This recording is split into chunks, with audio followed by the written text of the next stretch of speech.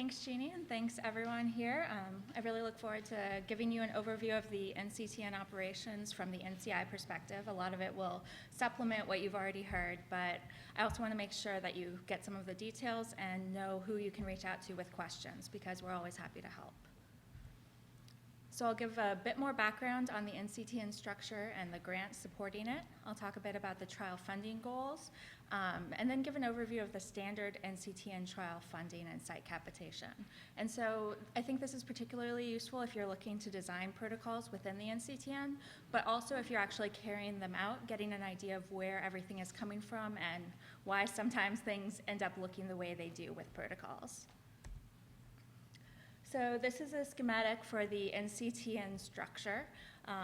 It was launched in 2014. There were a number of cooperative groups that merged and rearranged and came out as the NCTN. So as Monica mentioned, there's 5 groups in the US, 4 adult groups and 1 pediatric group. There's also the Canadian network group that participates in a wide variety of our trials and also leads some. And so you can see there's sort of centralized functions that support each of the groups, but the groups also have their own sort of management structures that are independent. And a huge part of the participation in the NCTN is that NCORP participation, which you'll hear more from Worta about as well. So the group grants go to these 5 US groups and Canadian group. And there's actually at least 4 NCTN grants going to the different groups. There's the operations grant that sort of supports the group infrastructure, clinical trial operations, protocol support, and that is the major grant that provides accrual capitation. So every time a site enrolls a patient onto an NCTN trial, that's where the funding to that site comes from. There's also a separate grant for the statistics and data management, as well as the biospecimen banks. And then there's also Integrated Translational Science Awards, or ITSAs, that support specific translational goals within the group.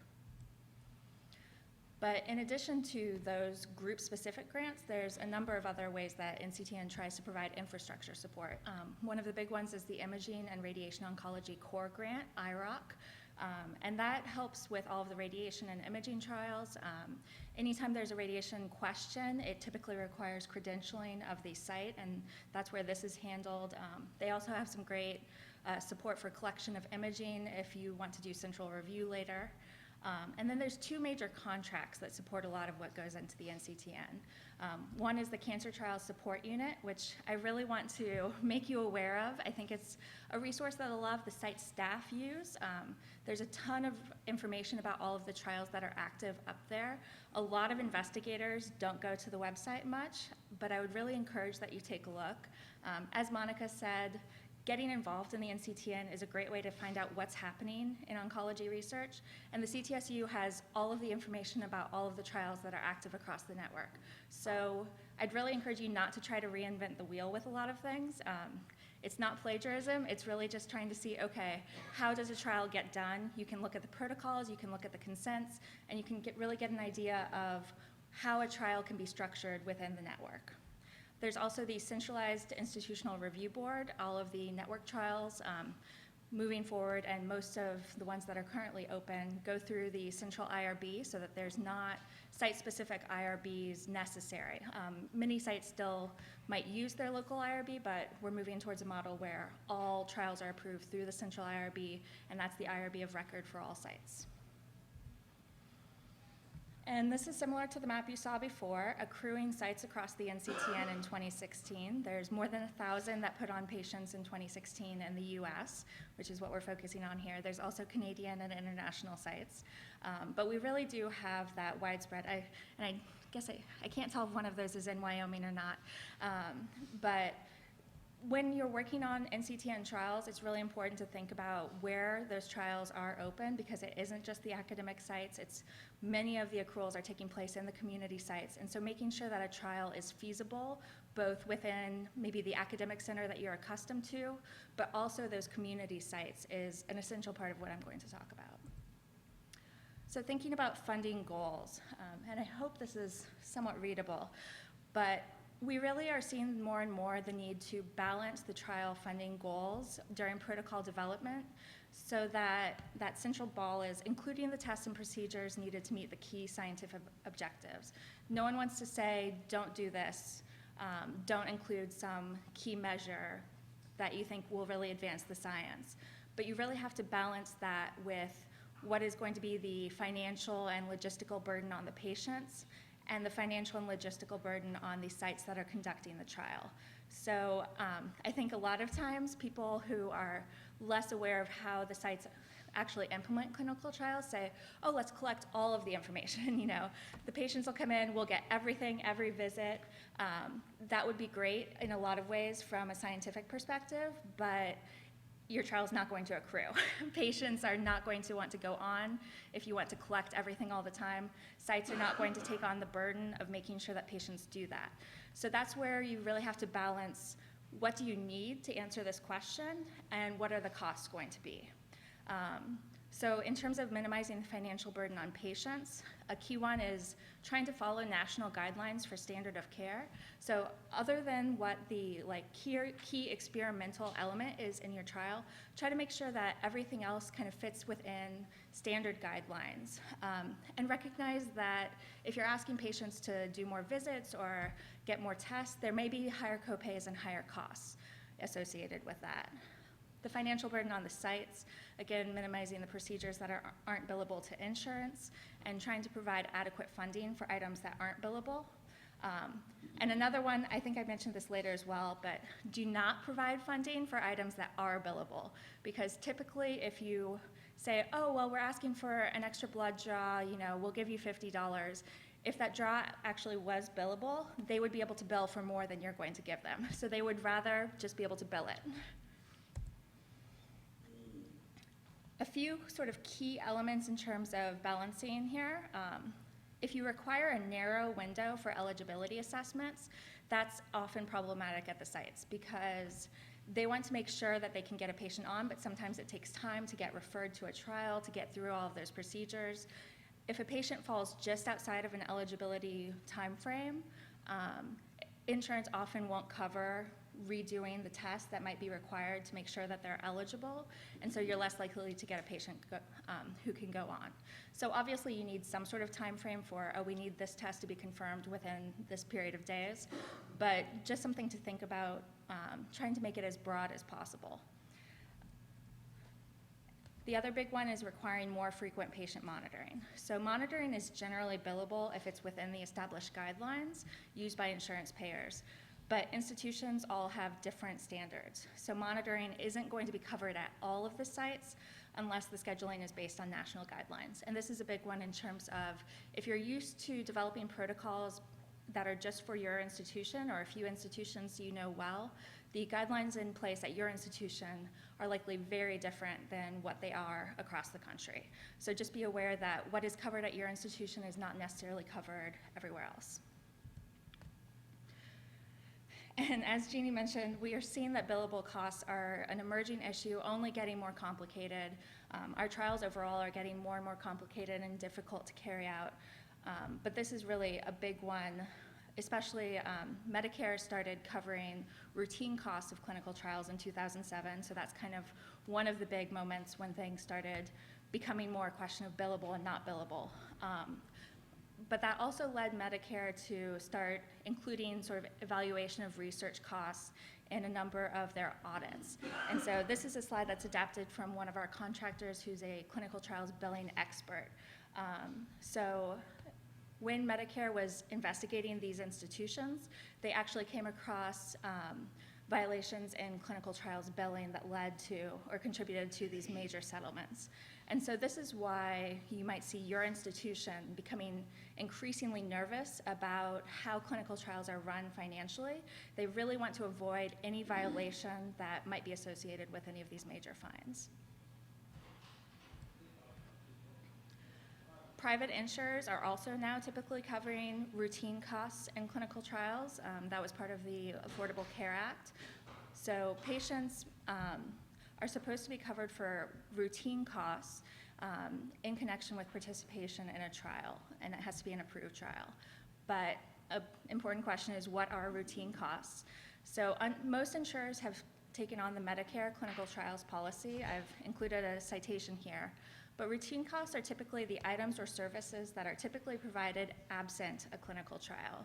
So that would be the conventional care. So if you're testing a new chemotherapy agent versus an old one, okay, they're going to be nauseous regardless, so we'll cover the anti-nausea medication. The items or services that are required solely for the provision of the investigational item or service are covered. So administration, if you're giving a chemotherapeutic agent via IV, the IV administration is covered. That's a big one where we see some people say, oh, well, we'll pay for the IV administration. Please don't do it. It's very difficult, especially because you're often giving other things at the same time. So administration of the agent is covered, as well as clinically appropriate monitoring of the effects of the item or service or the prevention of complications. So that's another big one. If you're studying an agent that's cardiotoxic, you can do monitoring to evaluate the patient for that cardiotoxicity or to assess their function before they start. That's perfectly fine, even if the standard of care agent is not cardiotoxic. And then the final one is items or services needed for reasonable and necessary care from the investigational agent. So that would be, again, if you need to treat anti-nausea, anything around the toxicities from the agent. So the costs that cannot be billed are the investigational item or service itself. So this is a big one. Obviously, the drug is not covered. I'd say the more problematic one, usually we're able to, get access to the drug, but the big one is if it's a radiation trial. Administration of the investigational radiation is typically not covered, and that can be a big cost because there's not an industry sponsor who's willing to cover that. You can't bill items and services provided solely to satisfy data collection and analysis needs. And so this is a big one in terms of how you phrase what you're doing in the trial. If monitoring would be appropriate clinically and would fall under the guidelines, make sure you word it in that way and don't say, oh, we're going to get regular CT scans for the trial. Like I said, institutions are really very cautious about this, so they're going to read through the protocol, they're going to read through the consent, they're going to say, oh, you say this is for research purposes. So even though it falls under the monitoring guidelines, we don't want to bill it because we're afraid it would be perceived as for research. So obviously you can use the data that's collected through the typical monitoring, but be careful how things are phrased. And then the one big one at the end here is that you cannot bill anything that's provided by the research sponsors free for any enrollee on the trial. And so this is a big and kind of frustrating one when it comes to wanting to help patients who maybe don't have great insurance. We can't give away something to those patients because then Medicare would say, oh, you're giving it away to those patients, but you're trying to bill us. That's not fair. So everything from the central administration perspective has to be uniform. However, you're still able, if your institution or the person who's enrolling the patient's institution provides some sort of financial support for patients who are unable to pay otherwise, that's fine. It can only be services provided by the research sponsors. So the big thing one of the big initiatives that NCI has started in response to concerns around billing is we're doing coverage analyses for all new national NCTN trials, as well as NCORP trials, all phase 3 trials, and a number of sort of the larger phase 2 trials. So as the protocol is finalized, we're working on creating what billing experts call a coverage analysis that says item by item, this is what's in the clinical trial, it is considered standard of care, here's the guideline you can go to. And what we're finding is institutions across the country require those before they are willing to open a trial. More and more institutions are going to say, we have this trial, our doctor is very interested in it, they have a patient they want to put on, but we want to make sure we're not going to lose too much money. And we know you will probably lose some money. Unfortunately, NCTN trials can be a losing bet in a lot of ways because there's never as much funding as we'd like. But institutions want to make sure that they're not going to lose too much. So they're going to look through the trial first before regardless of its scientific merit, and say, okay, what are the financial implications of opening this trial? And that requires a coverage analysis of every item in the trial to make sure that it's not asking for anything expensive to be done that they won't be able to bill for. And this is also required because it's becoming an increasing amount of work to actually open a trial. So this is something you're probably all aware of, but every trial that's open, it typically has to be programmed into your EMR, EHR records. That requires, people were saying it takes 40 hours for a typical trial. So institutions are putting a lot of time and effort into opening trials, so they want to make sure that it's going to be a trial that they're able to put patients on. So we use NCCN guidelines as our typical sort of first go-to to say, is this covered by standard of care? Is it considered reasonable and necessary? If there's not professional guidelines, we look for peer review publications. Those are always great.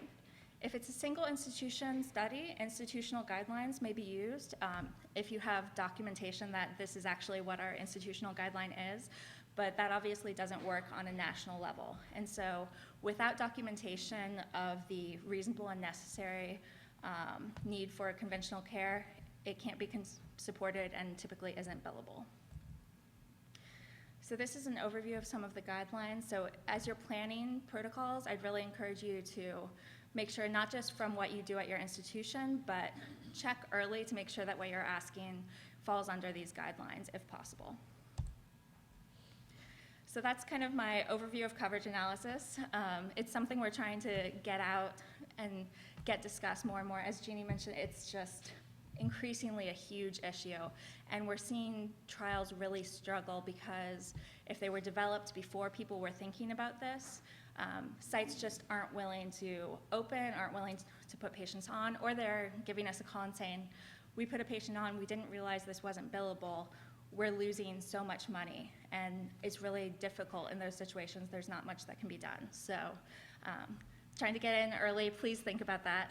Now, a bit of an overview on our standard trial funding, which sort of complements what we just talked about. So this is an overview of the accruing site structure within the NCTN. So across the Alliance and the other NCTN groups, do I have a mouse? So we have the lead academic participating sites. Those are LAPs, mostly cancer centers. They applied for and got a grant directly from the NCI, and that grant provides some infrastructure support as well as accrual support. And so they can have affiliate and main members, and their capitation, their accrual capitation, comes from their grant.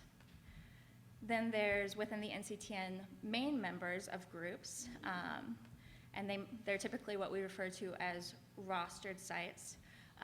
If a LAPS is affiliated with an organization but doesn't really have any legal authority over it, it might just be, oh, it's a partner that we do a lot of research with. They're sort of part of our institutional structure but not financially within our same organization. Those affiliates fall within this sort of rostered category. And then the NCORP program is the other major part, and they also have a separate grant from the Division of Cancer Prevention, and that's where their accrual capitation comes from.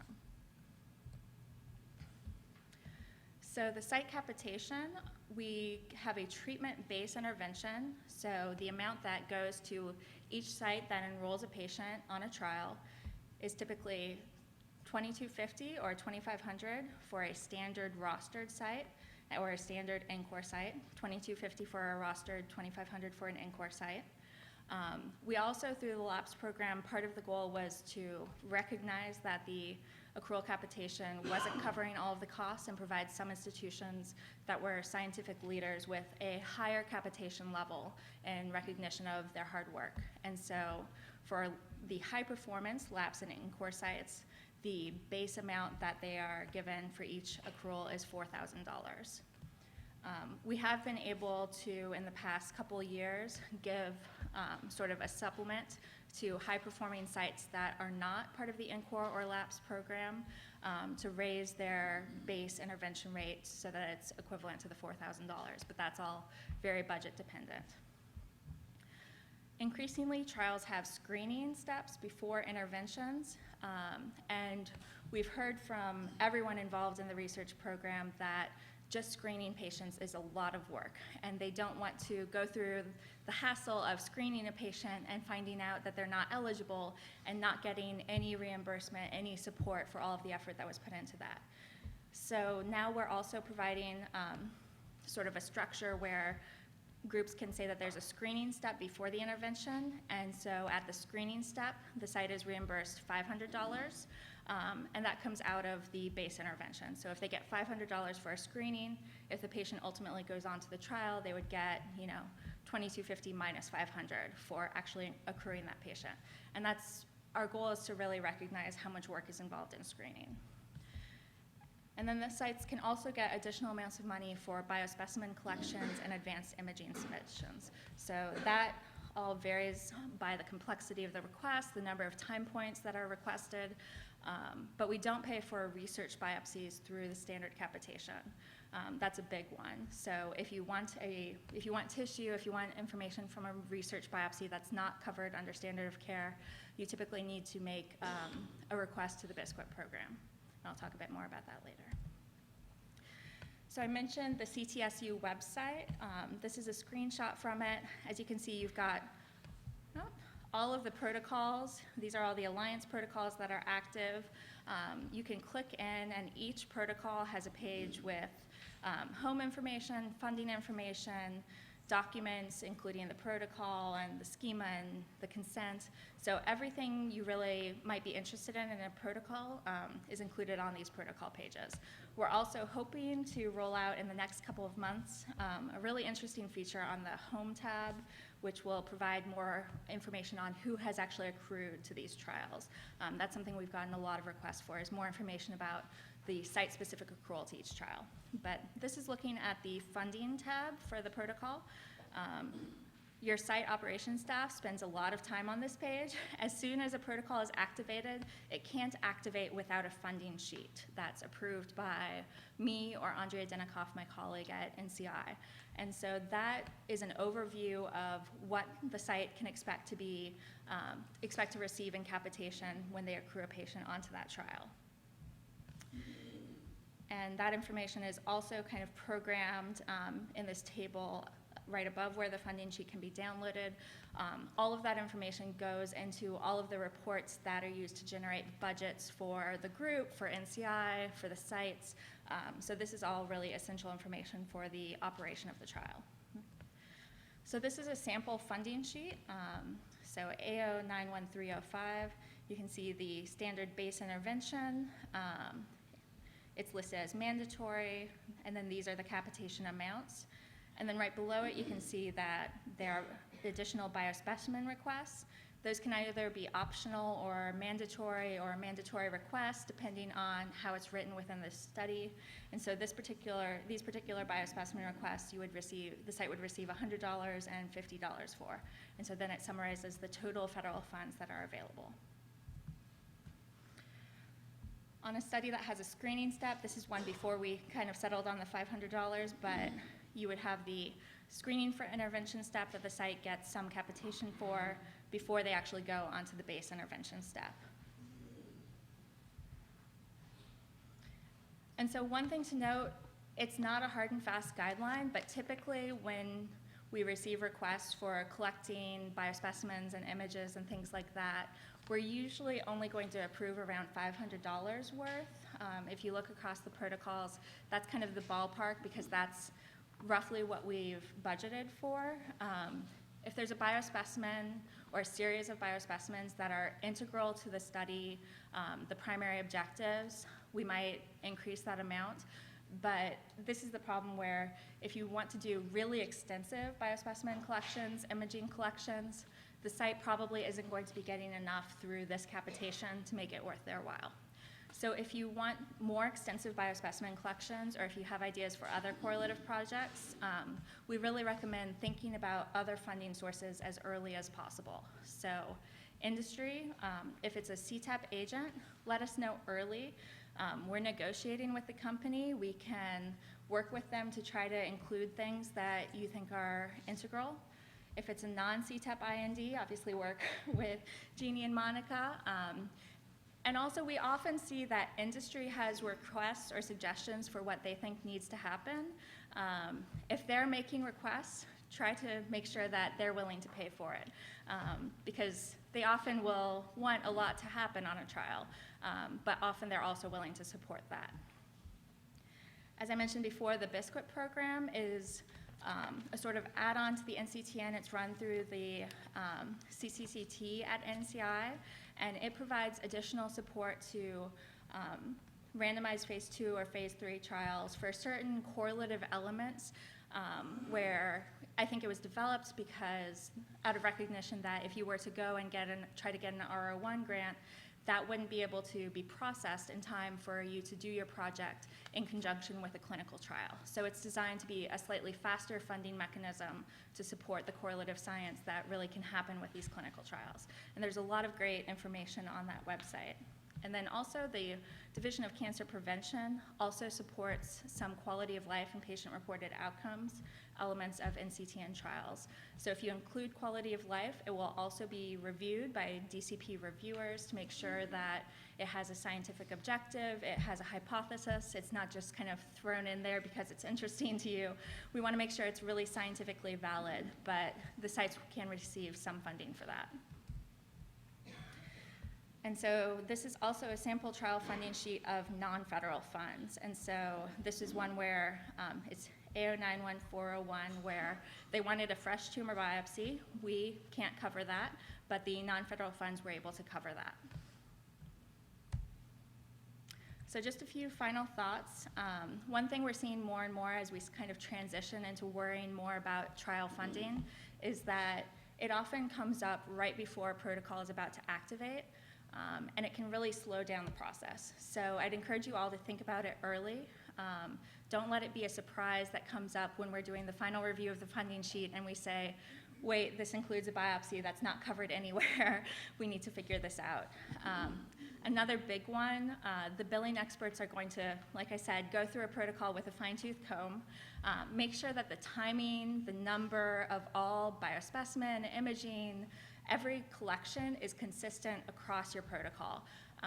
It's one of those things that's really a detail, but it's a detail that often gets missed when you change one table but forget to change a footnote. I'd really recommend one of the last things you do be to ideally have someone who can go through and say, yes, everything matches here, here, and here.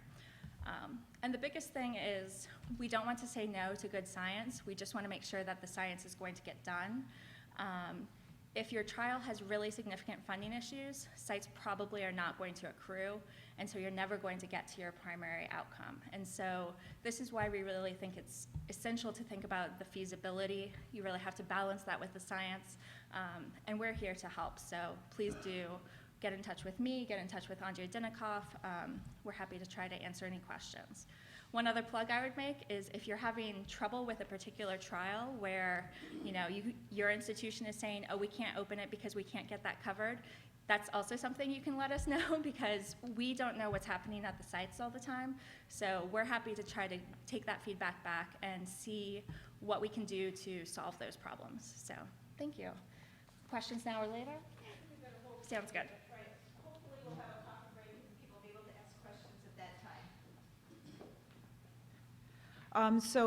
Again, there was a lot of material covered. Thank you so much. You don't have to take notes on everything. Brittany is going to be posting the slides on the website somewhere that she'll show you in the website demonstration afterwards. So next we have Worta McCaskill from the NCORP, the director of NCORP, to talk a little bit about the sort of other half of our funding. So thank you very much for coming. Good morning, everyone, and thank you very much, and Monica, for putting this together. I think this is a fabulous opportunity, and I don't know if my slides are up. Yeah. They're on the side. Okay.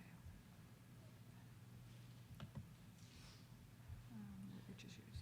Right there. Mm-hmm. Are we on the projection? Yeah, we're projecting. No. Just want to Perfect. Okay, thank you. So I just wanted to say that about the acronyms, I think it's easier once you've been at the NCI to say the acronyms rather than remember what they stand for. So it's a challenge to all of us. So I just wanted to begin by saying that, you know, as we walk down the pathway of the new generation of clinical trials and the related research studies, we really need to think about the fact that it's a challenge both for our patients, but for the providers, the institutions, and importantly for the investigators.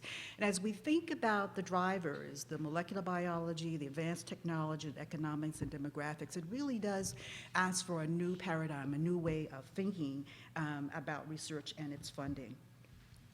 So we know that there are lots of demands for oncology, and Erickson has actually published in the Journal of Oncology Practice some data that's very important. I was really heartened to hear that we do have a very aging population. Many of our oncologists and the oncology teams are retiring, but I think for what we're doing in research now, it also is not just bringing in junior investigators, but it's also bringing in investigators who are bringing different disciplines that are going to help us facilitate the research that we need to do.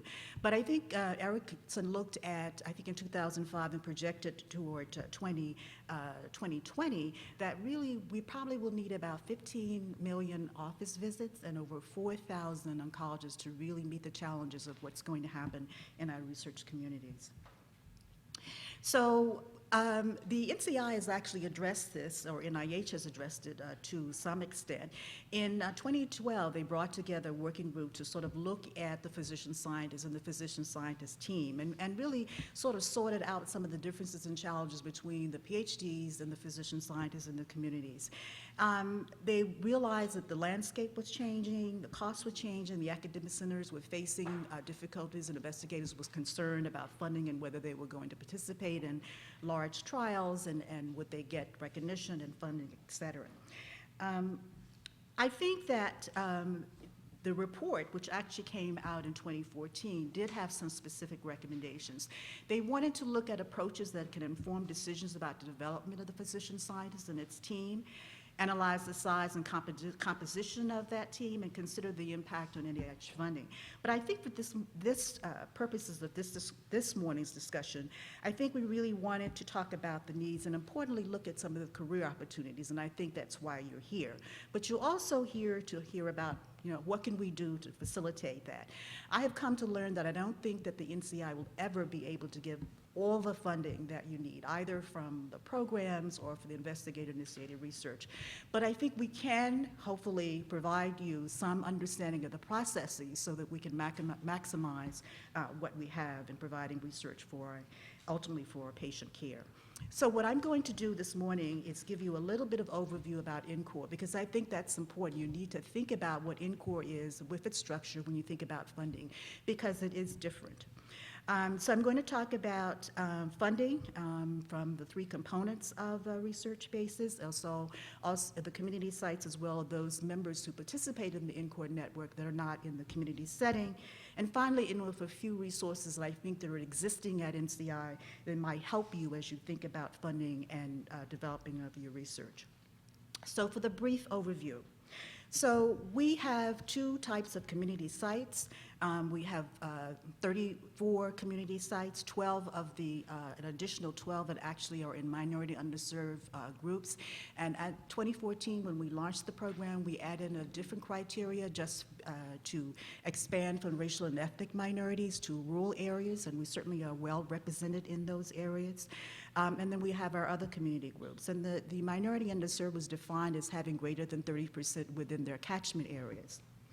So as you've heard about the groups, so the equivalents in the NCORP through a separate funding RFA are the research bases. And the research bases really is the alliance, really lead the research, develop the research for our programs and provide the infrastructure for the development of the concepts and protocols.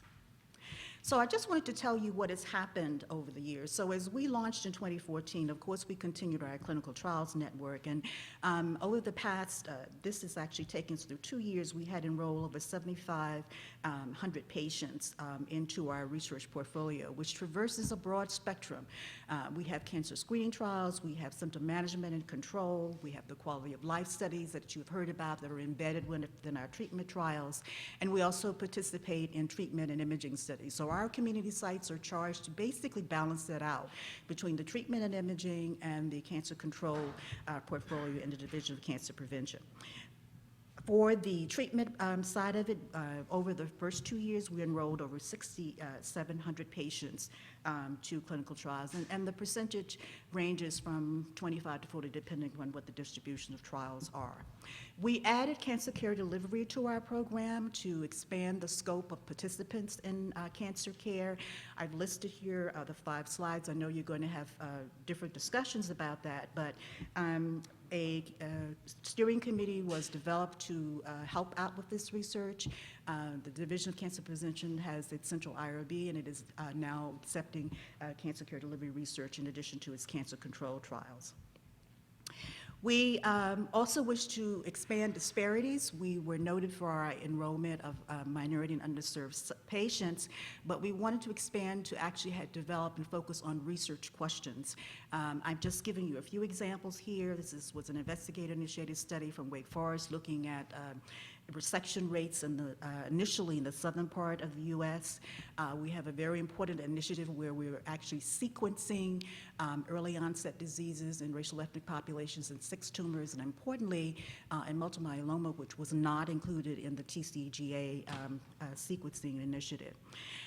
We have a tool by which we're collecting data that has not been collected in clinical trials to enhance our understanding of our populations, but also to help us in looking at what patients are screened. You heard a little bit about funding for screening in some of the treatment trials. We don't have that data, but we need to really assess it to understand the efforts that's taking place in the trials that are actually developed within the Division of Cancer Control and Prevention. I just wanted to show this as an example of participation in treatment trials. This is a trial to which the Alliance is a partner, the Alchemist adjuvant lung cancer trial, but throughout the precision initiatives, the NCORP sites have actually done quite well, and you can see on your right-hand side the list of some of the NCORP community sites that are significantly contributing to these trials. And I think this is important, certainly for NCI, and also as you, as investigators, think about any embedded or correlative studies, what it takes, what has been the uptake and receptivity and efficiency of doing these precision trials in the community, and at what cost to the institutions and the healthcare team. We are a very large network. We have over 4,000 investigators and over 900 components and subcomponents, and we do have an affiliate in Wyoming that is actually a part of the Montana NCORP. But I think importantly, I wanted to show this because we have 7 research bases, so we have 2 additional more than the NCTN groups, the University of Rochester and Wake Forest University.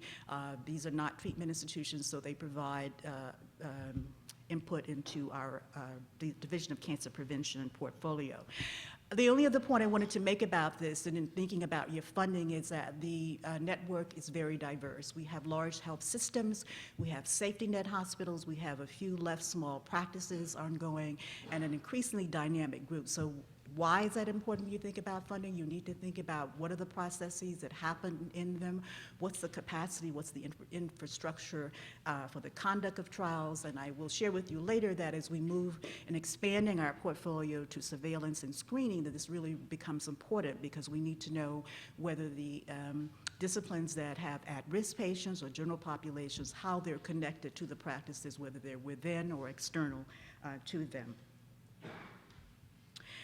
So on to funding mechanisms. So we fund upfront. It's not really it's a per case reimbursement that's assessed upfront. We give funding to the research bases to really, as I mentioned, have the statistical support, the study development, committee support, data sector monitoring committee auditing, and a data analysis. We also give upfront funding to our community sites, and we determine that by their previous performance in terms of their enrollment. So we have something that I would take almost a week, perhaps longer, to describe to you our credit currency, but basically that's the funding, the method by which we fund our sites. This is given the NCORP grant is 5 years, and we reassess the funding on an annual basis in terms of enrollment. The research bases and Alliance as our example, also as has been mentioned, has the labs, the main members and affiliates, and they're paid to do per case reimbursement for the patients that are enrolled from our research portfolio. So if it's a symptom science study, the community sites will have received the money up front, but the labs and the other members will receive per case reimbursements directly from the research basis. So let me speak a little bit about investigator-initiated grants, because the NCORP has been for quite some time and continues to be a resource or laboratory for access to a large and diverse patient populations. So when an investigator has an idea or a grant is going to wish to use the NCORP network, that has to come through the research basis. The federally funded grants, the RO1s, et cetera, are reviewed at a protocol level. My time this morning won't allow me to go through the actual review process, but we're happy to talk individually, either for me or our program directors, about what those processes may be. If it's a non-federally funded grant, the American Cancer Society, then we review that actually at the concept level. I'm going to give you a couple of examples of that. We have also recently released some guidance for those investigators who are using our resource in terms of having received a notification that you're going to receive an R01 or any of the Rs, when you really begin to engage the grants. And this is really important for funding, because we must know, or you must know what you need to ask for in the grants, as you heard a little bit about this morning. But more importantly, we need to know what you're thinking so that we have a reduction of redundancy. We need to know so that we can determine whether this is possibly something that's feasible within the community. So we disseminated this information to the research-based chairs, and hopefully that has gone out to the committees, but again, we're happy to talk with you about it. For those of you who may have some connection to NCORP, it's within the guidelines. It's posted on the password protected site. But the bottom line is we need to make sure that once you have received the funding, that it's working in a timeline that's going to be consistent so that you can get the work done in the period during which you're funding. We also need to make sure that you have had communications with the community sites that you wish to involve, so that they have buy-in in terms of feasibility and actually a better understanding of what the effort is going to be and what you need to ask for in your grants. So let me give you a couple of examples. This was a study that was conducted through the University of Rochester. It was basically looking at omega-3 supplementation, and I've listed here the primary aims and secondary aims. But this was the study in which they requested NIH funding for the agent. There are some groups that have perhaps some of the treatment ones that have more facile and actually negotiating those. We've had an example with the Alliance where they have negotiated with funding for testosterone as well as placebos. So I think that these are some of the things that need to be thought about. Some of the agents are repurposed, but we just need to make sure what the coverage is going to be on them. So I wanted to share with you another example, and let me just go back to this. So this is a very young investigator who was mentored through this particular research base, and I know that the Alliance has strategies also for junior investigators as well.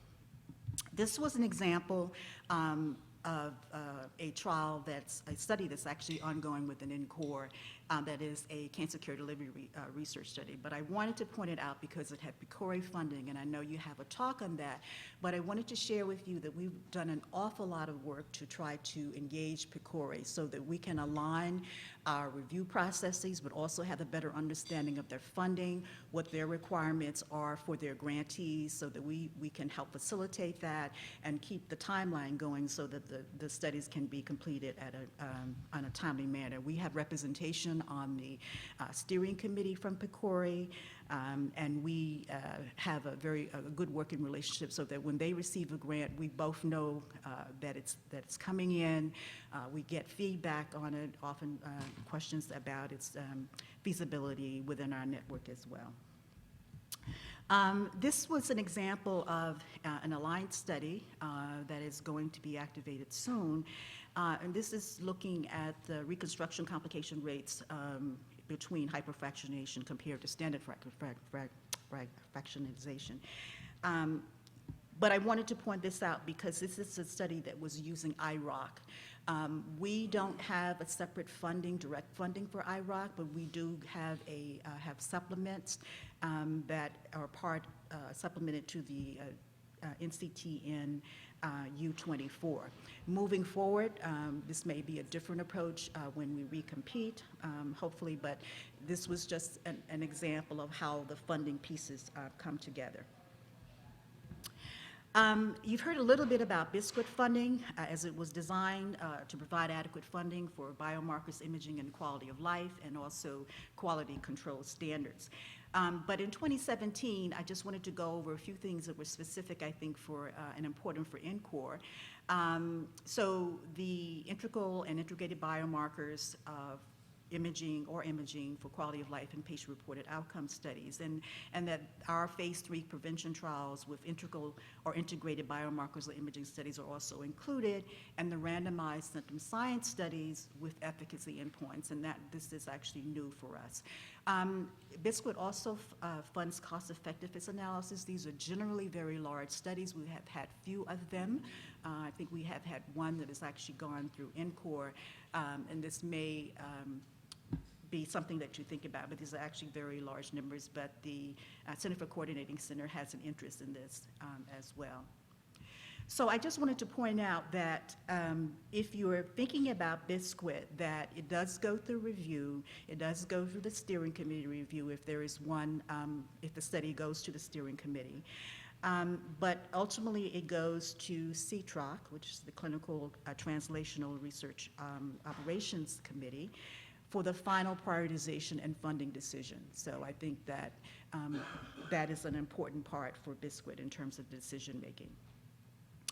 I wanted to just also say that, you know, you're talking about your funding, but ultimately what you want to do as an investigator, you want your study that you get funded to be successful. And I just wanted to share with you 3 studies, 2 of which are from the Alliance, that actually were conceived, conducted through NCORP since its launching in 2014 and have completed successfully its enrollment. One of a sample size of 400, the other of 200, and there was another research base that also, and there are several others. But I think this is important because there have been discussions as to, particularly if you were an investigator outside an academic institution coming new into the research bases or the groups, there was concern about your study being done. We understand that many of you are in tenure tracks, and so the time is of essence. So I just wanted to share with you some successes that hopefully you will take into consideration.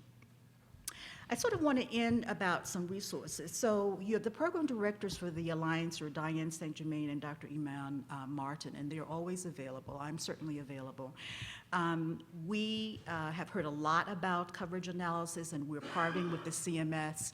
As you know, we have a very broad research portfolio that is really engaging new members to the team, and so we're really being confronted with a lot of the CMS issues, and we've had multiple dialogues in addition to the activities that are happening in the NCTN.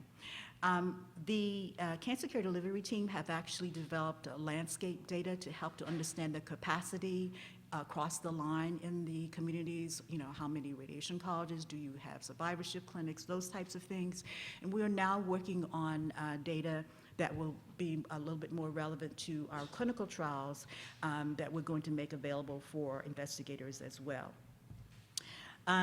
We have a monthly administrators call, which we usually use when a concept or protocol has been approved, if there are any barriers. But we are receptive to investigators who need to have a feel from the community sites whether something might work or not. And we're certainly open to having that investigator sort of come and get a sense from our arrays of an icon on the webinars as to whether there is interest in studies or not. This is our URL website. It's particularly important because you can go and you can actually click on a state. If you're looking for specific populations or geographical areas, it will take you to that particular funded NCORP, and you can click on it. It will tell you all the sites that are available that you might want to consider in your research. We wanted to reinvigorate cancer prevention. As you know, this is a division that has a history of having conducted large chemo prevention trials, but we wanted to really think about, with the new technology, where we're going to take prevention. So we had a think tank, and we published our summary in the AACR's Journal of Cancer Prevention. If you're interested in prevention, I would strongly suggest that you take a look at it. The challenges in terms of funding are a little bit different. Some of the trials are large, or CMS, for example, is perhaps a little bit challenged with some of the cancer prevention agents and coverage, and we are happy to work with you to try to address them. Another thing I'd like to mention to you is that some of this emanated from the think tank on prevention, but also just listening from our community sites. So we have 4 very active working groups that are looking at some of the barriers to enrollment to our trials, whether it's going to be a funding issue for worrying about sites and their credentialing, or whether you're going to need credentialing of films, or credentialing for radiation oncology, for particular studies. We were also interested in adolescents and young adults. I know that you don't have pediatrics, but you do, that transition of adult oncology may be of interest to you. Our non-oncology specialist will help, is actually actively helping us in assessing fiscal needs and community needs for our screening and prevention trials. And we have a disparities integration group, if you're interested in disparities, that's actually looking to develop concepts across all the groups. Many times we don't have exactly the statistical power to answer some questions for specific populations, but we have representatives from various committees that are interested in this area, who are interested in coming together to develop and have support for trials addressing disparities. This is a little bit about the committee.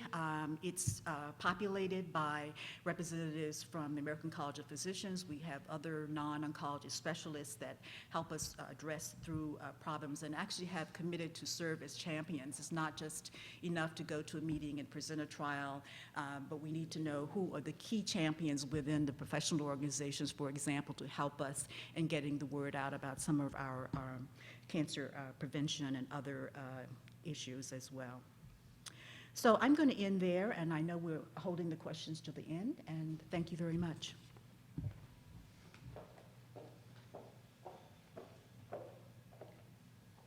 Thank you very much. I think that provided a great overview.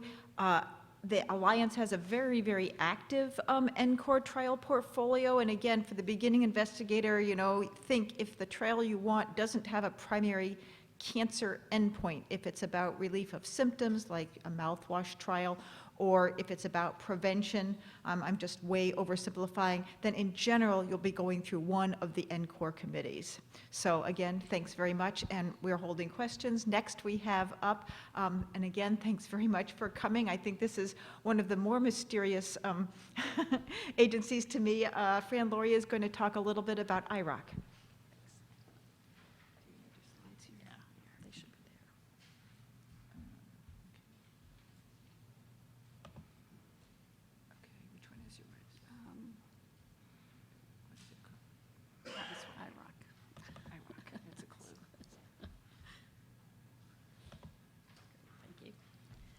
Thanks, Jeannie, and thanks, everybody. I'm happy to be here this morning, and IROC's been mentioned, and now maybe I have a chance to give you a little bit more information about it.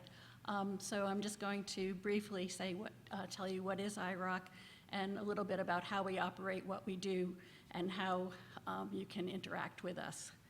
So I thought it was important to tell you what is IROC, because if you Google it, this is what you might think. And so in 2012, when the NCI was reimagining the clinical trials environment and deciding to move the cooperative group program to the National Clinical Trials Network we have today, they looked at all of the facets of running clinical trials and decided to have one organization that would provide diagnostic imaging and radiation therapy services to the network. So that's what that looked like. Well, at the time, within the legacy cooperative groups, there were actually 6 organizations that were providing either diagnostic imaging, radiation therapy, or a combination of both. And so the former agencies that provided services to the legacy groups are along the top, and they included like the Akron Core Imaging Lab, the RTOG-QA office, the CLGB Imaging Core Lab, QARC, which is where I am at IROC, Rhode Island, was an organization that had been funded to provide both imaging and radiation therapy services to several of the cooperative groups. So those 6 legacy organizations decided to become the group that would apply for the grant as a combined organization, and that's how IROC came about. So IROC is the Imaging and Radiation Oncology Core. It's a group of 6 organizations. And now, you've already seen,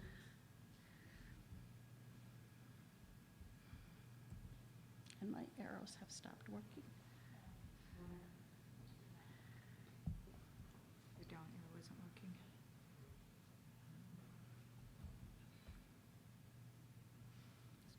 Okay.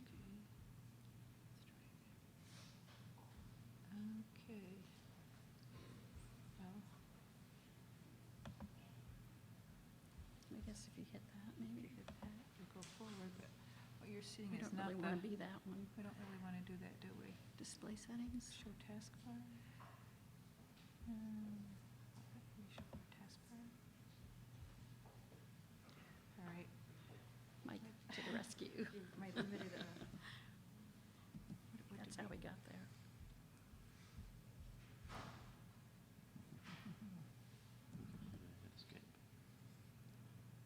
just start over. So anyway, as we're trying to solve the technical problems here, so this, you've seen this slide already in Grace and Dr. McCaskill-Stevens talk, but the, oh, here we come. Okay. So now in the, let's see if the arrows work now. Okay. Okay, thank you. So now in the design of the National Clinical Trials Network, IROC is one of the organizations in the core group of organizations providing support to the entire network. And how we're organized, we're an umbrella organization with our grant going to the American College of Radiology Clinical Research Center in Philadelphia. And from that grant, then each of the IROC centers is supported by the main IROC grant. And we have, each center has a principal investigator, and then we have an executive committee that I sit on that's made up of all the PIs and some of the lead administrative people of the group. So IROC's mission is to provide integrated radiation oncology and diagnostic imaging quality control programs in support of the NCI's NCTN network, thereby assuring high-quality data for clinical trials designed to improve the clinical outcomes for cancer patients worldwide. And how we do this is through a variety of core services that are both on the radiation therapy and on the imaging side that we have. We provide site qualification, trial design support, and assistance, credentialing, data management, and case review. So within the Alliance, the IROC Rhode Island provides radiation therapy quality assurance, and IROC Ohio provides the diagnostic imaging services. It's also important for everyone to know that IROC Houston is the IROC center that provides credentialing for the entire NCTN, including Alliance. So at the end of this talk, and I think the slides are going to be posted, so I'll have contact information. So we have a primary person at each of the IROC centers that you can contact if you're looking for help in radiation therapy trial design or diagnostic imaging. So site qualification and credentialing, these are words that are often used synonymously, but actually in the IROC world, we think about them a little bit separately. And site qualification are those baseline requirements that are the sort of the ticket for entry. Is a site qualified to participate? On radiation therapy, that means being rostered on the IROC Houston's program of annual monitoring. On the imaging side, we are developing a similar program that will try to roster all of the imaging sites that are participating in clinical trials. Credentialing then is protocol specific, and one of the really good benefits of our centers coming together is that we have standardized credentialing across the groups now, so that if you're participating in an NRG protocol and an Alliance protocol, the credentialing is going to, if you've been credentialed for an NRG protocol, likely that will grandfather you into any Alliance protocol and vice versa, and all the other 3 groups as well. So trial design and assistance, we don't write the protocols, but we help develop protocols in that we can provide templates of current radiation therapy guidelines that could be imported into your protocol.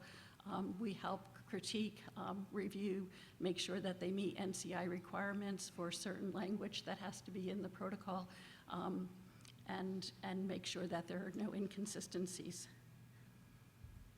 So data management includes data collection, case evaluation, feedback to the participating sites, and data management is really what, like the IROC Rhode Island is all about. We assemble volumes of data on all of the protocols that we support, and this data becomes an important collection to answer the protocol questions, to look back at new questions that arise after, sometimes when the protocol is complete, you need to, something else has driven the science, and it's important to look back and say, can we answer the second question that we didn't know when we started the protocol? So case review, both on the diagnostic imaging and RT side, can be done in real time or can be done retrospectively. Again, IROC Ohio is the center that does most of the diagnostic imaging support and facilitates the central reviews. Those reviews are done to confirm eligibility and staging, to confirm response. In RT, we have many of the Alliance trials require feedback require that the data be submitted while the patient is either before starting treatment or very early in the patient's treatment, so that the treatment can be modified to make sure that every patient that goes on protocol is treated according to the protocol. So we can do the protocol reviews on-site or off-site. Here's a quick picture of some of the Alliance investigators who have come to IROC Rhode Island to do their reviews. Being able to come on site has great advantages because you are sort of focused, you're away from the clinic, and you have that time with staff support to really think about your protocol, think about the cases, think about writing manuscripts. A lot of times we have multiple investigators come at the same time, and that's a really great educational opportunity as well as getting the work done. Of course, time and money are limited resources these days, and so then we also have on-site remote tools that you can use as the data. The data now, of course, is all digital, both on the imaging and the treatment plan RT data. So as it comes into IROC Rhode Island, it's assembled into an electronic record, research record for that patient, and we have tools that so you can access the data remotely so that you can do your case reviews that way. And there's just a couple examples of that. So again, assembling all of this data creates a large repository of data, and we're finding with all of the big data questions that are now around us, we are being asked every day, do you have cases that we can use for a test bed to test, new tools that are out there, or to look back at cases that were treated over the last 5 years or 6 years. So we're starting to really catalog all of the data that we have and make it available for secondary research. That's just, this is some of the data, and it's going to be more finely cataloged this summer. We also do the support for the Children's Oncology group, so that's some of the data that we house at IROC Rhode Island for the pediatric trials. So I want to take a minute to talk about Triad. Triad is the application that was developed by the American College of Radiology. It's a software application that transfers digital DICOM data. DICOM diagnostic imaging, and DICOM-RT. So it's been now integrated with RAVE and continues to be developed as the years have gone on. It's a very nice tool that you can have your centers download the client. It's again integrated with RAVE, so the patients that are enrolled on studies are populated directly into Triad. There's a pull-down list. You select the patient, upload the DICOM file, and it's transferred to the appropriate IROC center. It's really the new pancreatic study that just recently opened this year. There's a real-time central review for imaging that it's a borderline resectable pancreatic protocol. And the question, patients have to be confirmed eligible before they can go on to step 1. And that happens in IROC, Ohio. Cases are loaded into Triad. They go to IROC, Ohio. They confirm that they're eligible, and they publish them, and they come to IROC, Rhode Island, so that we have the imaging to do the RT review for the patients that get radiation therapy. So it's really a very nice application that is helping to support the work that we do. There's a separate website for Triad, which can actually be accessed by irocqa.org. Is a easy URL to remember. It's a website that we're just really building. There's not a lot of information there yet, but there are links to Triad. So it's an easy way to either find links to any of the IROC centers, which are all here, or links to Triad information. So I just want to wrap up with a few comments about the importance of QA. And I cited a few papers that we've had the privilege to participate in. This quality of radiation therapy predicting outcomes concluded after it was a literature review, and concluded that current reports suggest protocol compliant RT tends to decrease failure rates and increase overall survival.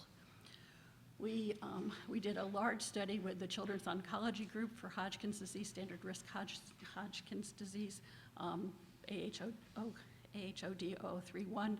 It enrolled 1,700 children, and we did a RTQA paper looking back, and the reviewer actually, as the paper went for publication, wrote that the paper sets a standard for clinical trial research, testing the value of RT, and making the point that if data are to be believed, there has to be a system in place that assures that that data are reliable and have met the rigors of the protocol.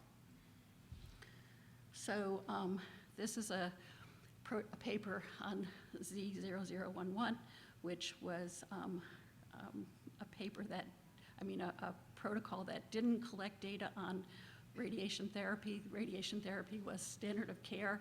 There were guidelines, but there was no QA. When we went back and looked, because there's all this question now in the field whether or not to treat the axilla, and we tried to go back and look at the data in the radiation therapy, and we were able to collect about 600 cases of the 1,000 patients that were on the trial. And it was interesting because even though the requirement of the study was to treat only tangents, not to treat any axillary involvement, we found about 15% of the patients actually had their axilla radiated. So there were also a fair number of patients who didn't receive RT at all. So it didn't answer any questions, but it certainly, I think, makes the point about the importance of collecting the data. Had we collected this data in real time, we would have, 1, not had protocol deviations, and 2, maybe know the answer to the question that we still don't know today. And lastly, I just want to mention this paper. A lot of times you hear, well, we don't need RTQA, it's not a radiation trial. And I hear that like every day. But I think I can really make the argument that it's really in the trials where RT isn't the question, that it's most important to control RT. Because if you want to know, is this new immunotherapy agent effective or not, you have to make sure that patients who receive chemo-rads standard of care have gotten equivalent standard of care across the 200 centers or some that may enroll patients on that study. So this was actually an industry trial. that we were involved with. And it just showed that in this trial there were patients who had major deviations, and the fact that there were so many major deviations confounded the results of the trial, and they were unable to duplicate the results in the phase 3 trial that had been very effective, had shown teripasamine as a very effective agent in the phase 2 trial. So just to make the point that I think it's these kind of trials where radiation therapy quality control is the most important. And I'll just end with a slide that you'll be able to access that has all our contact information. Thank you.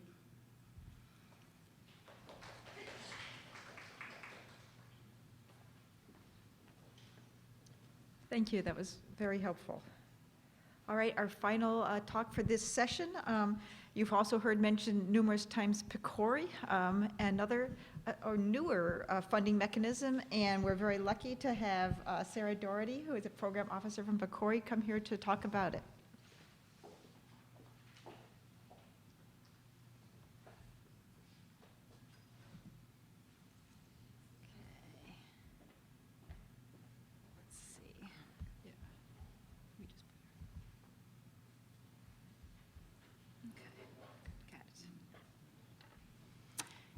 Okay, good morning, everyone. I realize that I am the person standing between you and your morning coffee break, so I apologize. I do have a fair number of slides that fit me into the 15-minute slot that I was given, but I'll try to condense them so that you all can take a break.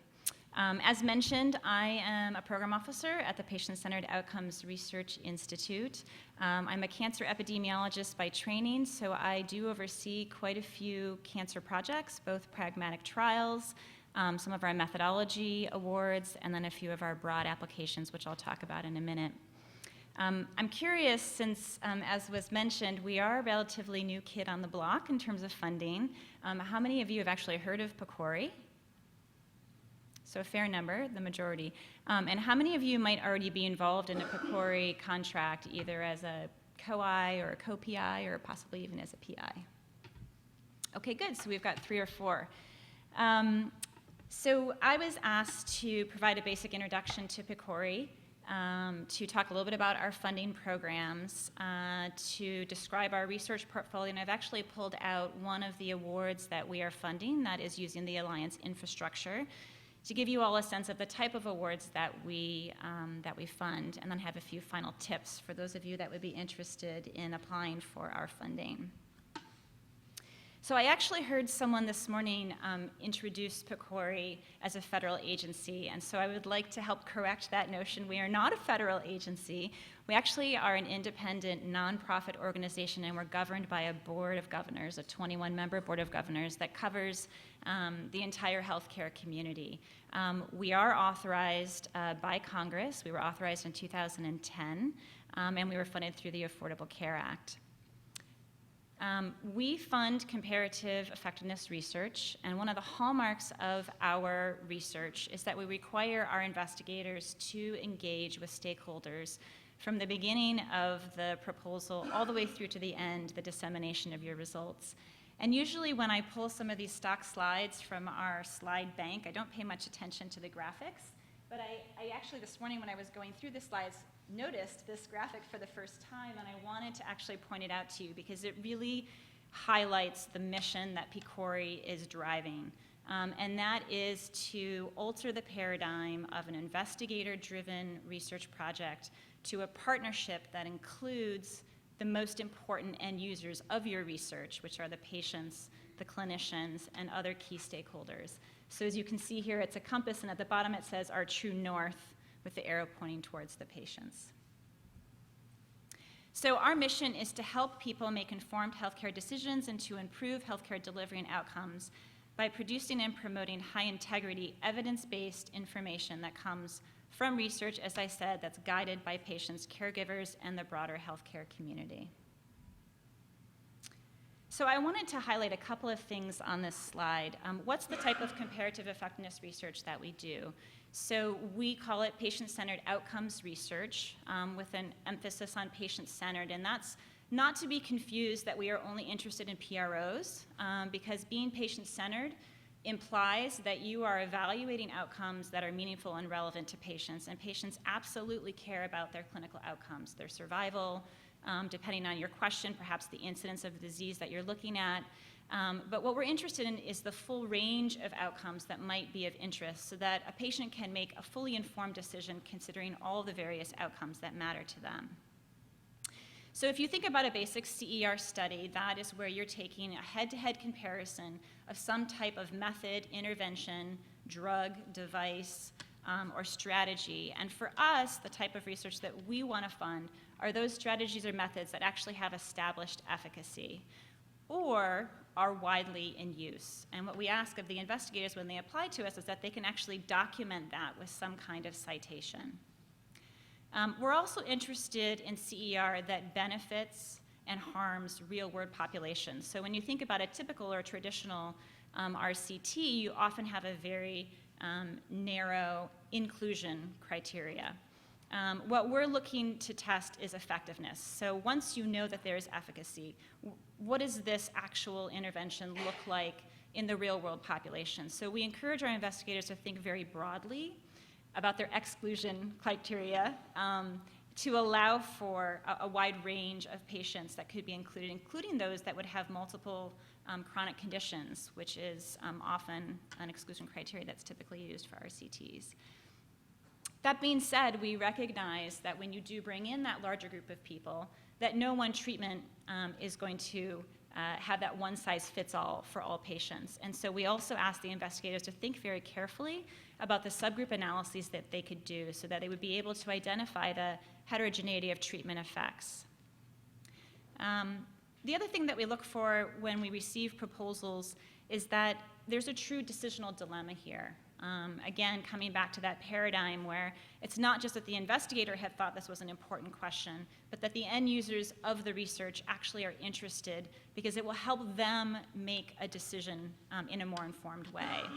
And we're also interested in impact. So are those questions that you're proposing actually going to have an impact on clinical practice or policy or guidelines or whatever?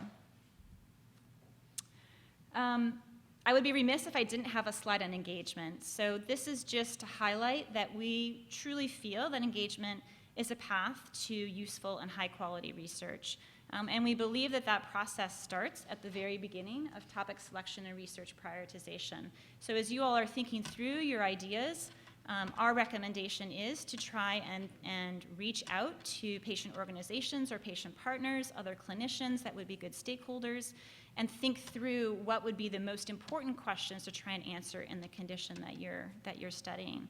And then, as I had mentioned, the requirement is that you actually have a plan for engaging those stakeholders from the beginning of the identification of your topic through the proposal development, all the way out to the conduct and then the dissemination of the results. And actually what you'll find, at least as what we've seen for some of these early studies that we've funded, is that when you engage the patients and the stakeholders throughout the process, when you get to the end, the dissemination piece is very easy.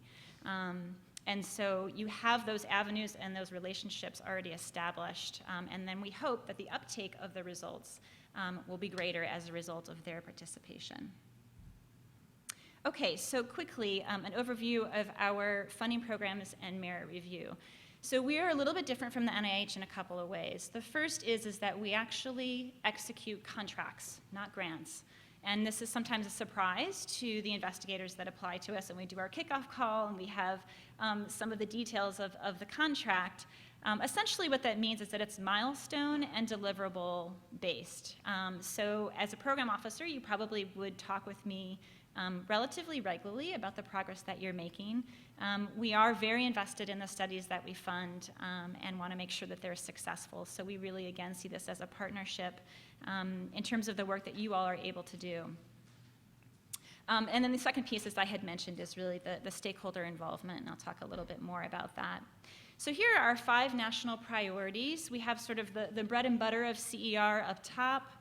We also are very interested in healthcare systems. We fund quite a bit of communication and dissemination research. We have a specific program focused on addressing disparities, and then our methodological awards. So the first type of funding announcement that we fund, these are our broad awards. These are investigator-initiated topics, and we're hoping that they represent the research interests of the community that you are representing. These are 3-year studies. They range between $750,000, which is for our methods awards, up to about $5 million in direct costs, and that's typically for our healthcare system awards. What I do want to mention here is that, and this is slightly different from one of the other awards that I'll mention, for the broad awards, we actually do require that the applicants demonstrate active patient partnership in the development of the actual proposal itself. So before you even submit it to us, we are hoping that you have already had that conversation with the key stakeholders. And the reason for this is because we don't know, because of investigator-initiated awards, we don't know how important this project is to the patients and the clinicians, the end users that are involved in the decisional dilemma. So it's up to you, the onus is on you as an investigator to demonstrate that this really matters, not just to you as an individual or as an investigator in your domain, but it matters to the broader population or the broader community. So this is in contrast to our pragmatic clinical studies, and let me just mention this point first, and then I'll go through some of the other details that are different from our broads. For the pragmatic clinical studies, because these are so large, we actually don't require that investigators demonstrate in their proposal that they've already established those partnerships. However, and the reason for that is in part because our topics for the pragmatic clinical trials have already been prioritized. So we encourage you to look at the list that we have on our website, which have been prioritized through our stakeholder advisory panels, or to consider other agencies that have prioritized the top 100 CER list by IOM, or the Agency of Healthcare Research and Quality. So you don't need to come in at that time with a demonstration of those partnerships, but we do ask that you have an engagement plan going forward if you were to be awarded. And the reason why we made this change, because this is actually a recent change, is because we heard from our investigators that it was almost cost prohibitive to bring in all these stakeholders, to have them spend as much time as they did on the proposal development and then not actually be awarded the project. So we want to make this an easier process for you, but still stand by one of the hallmarks of our funding. A couple other highlights here. So the pragmatic clinical trials are much larger, they're much more complex, and they are also much longer. So these are 5-year projects, up to $10 million in direct costs. They often are conducted in routine clinical settings, and we're hoping that these studies are somewhat more definitive in their results and their impact. We're really looking to fund big studies that can make a big impact on clinical practice. The third type of funding that we have are targeted funding announcements, and I won't spend much time on these. This is just to say that these are high priority projects or questions that we have identified, again, through our stakeholder advisory panels, and we focus in on a particular topic, and then we will fund a range of projects for a range of durations for a range of costs, and that's just something that if you're interested in trolling our website, you can see what targeted topics we have up at the time. So let me talk a little bit about what PCORI is not seeking. So, and this is actually part of our legislation, but we are not allowed to fund cost effectiveness studies. So the way that we think about that is where you're making a direct comparison, considering both cost and health outcomes together for alternative interventions or strategies. What we do allow, however, is a cost analysis that separates out the cost from the health outcome. So for instance, out-of-pocket costs or lost opportunity, employment opportunity, or hardships would be something that several investigators have proposed and is entirely acceptable. However, the cost effectiveness analysis would not be. The second piece is natural history studies. So as an epidemiologist, a lot of what I was trained to do, we actually don't fund, in the sense that we often are interested in looking at what are the patient characteristics that can make a difference for the trajectory of this particular disease. And so we don't fund studies that just want to look at patient characteristics. What we're really interested in is clinical strategy options that are being compared head to head. And as I mentioned earlier, we will not fund studies that will establish efficacy. And because of the range of types of studies that we fund, this applies to new development of instruments, a pilot study that could potentially be used for a larger study, development of decision aids or tools. Because really what we're interested, say with the decision aid piece, would be those existing decision aids and how they are performing head to head, but they would have to be demonstrated to already be in use. So who can apply? You can see all this information on our website. Almost anybody can apply for PCORI funding, which is very exciting. So that means that the opportunity is open to you all, any private sector, public sector, or foreign organizations, as long as they can demonstrate clear benefit to the U.S. healthcare system and patient-centered efforts. So real quickly on our merit review process. We do have, for all of our awards, a competitive LOI, letter of intent. It is 2 pages long. We as staff, usually there's 2 staff that are assigned to each LOI based on content expertise. We will evaluate them, and then as a group, we get together and discuss all of the LOIs, and then a certain portion of those will go out and be invited for full applications. Our panel review is very similar to what the NIH does, in the sense that we have typically a biostatistician or a methodologist, a content expert, an epidemiologist or study design individual. But then the other pieces that are a little bit different is that we incorporate a space for a stakeholder, which is typically a clinician, sometimes a payer, and also a patient representative or patient. So we're really trying to integrate our philosophy, not just requiring it of you all, but also having it be a part of what we do as well. As I mentioned, because of our nonprofit status, we actually are governed by the board. So we have an initial subcommittee called the Selection Committee that once the staff receive the scores from the merit review, we would then put together a slate based on programmatic fit. We then bring that to the committee and then eventually to the board for their approval. So this is all information you can see on our website. I won't spend much time on it, but these are the criteria that we use to evaluate the proposals that come to us. Most of the criteria you're probably pretty familiar with based on the other grants that you apply for. Again, the 2 that you may not are 5 and 6. One other thing I wanted to mention with regard to scientific merit, PCORI has put out some methodology standards. We have 11 different areas where we've developed these standards, 5 of which are probably pretty relevant to most of the proposals you all would put forward. I would recommend checking those out. They're minimal standards, but often are important to reference in your proposal. Okay, so real briefly with regard to our portfolio and a specific example, we have funded a fair number of projects in the short time that we have been up and running. A large portion of what we funded has gone to cancer research, so both in terms of the number of projects as well as in terms of the dollars. So this is the study I wanted to spend a few minutes talking with you all about. I don't know if you've heard of the COMET study. It actually has gotten a fair bit of press. Time magazine had maybe a year and a half ago run an article, and I think it was on the front page, or on the front cover page, talking about this decisional dilemma that women that have low-risk ductal carcinoma in situ or stage 0 breast cancer have with regard to whether they should actually go on for immediate treatment, which is considered to be guideline concordant care, which would be surgery, so mastectomy or lumpectomy with or without radiation, or whether they should go on for something called active surveillance, which essentially means they don't receive immediate treatment, but they're undergoing a protocol with regard to surveilling whether or not their DCIS progresses. So you can see how this is a major decisional dilemma for a lot of women, in part because some of the retrospective observational studies that have been done have not shown a difference in breast cancer-specific survival.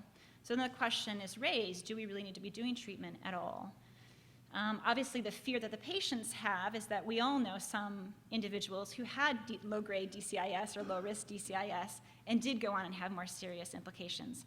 But from what I understand from the researchers, the evidence base doesn't show that that's the large majority. In fact, it's a very, very small minority. So we have no randomized clinical trials in the United States that's actually evaluated this question. There are 2 that are going on in the UK that just recently got started in the last 2 years.